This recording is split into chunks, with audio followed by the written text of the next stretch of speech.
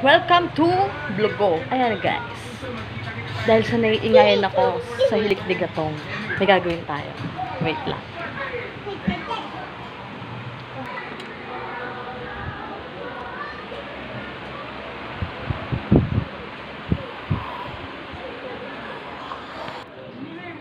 Ayun kalamansi.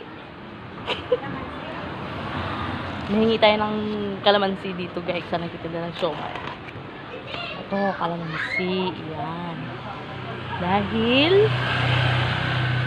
meron tayong titirahing malaking bungang. Kaya isang kalamansi ah. Mamaya na bayad.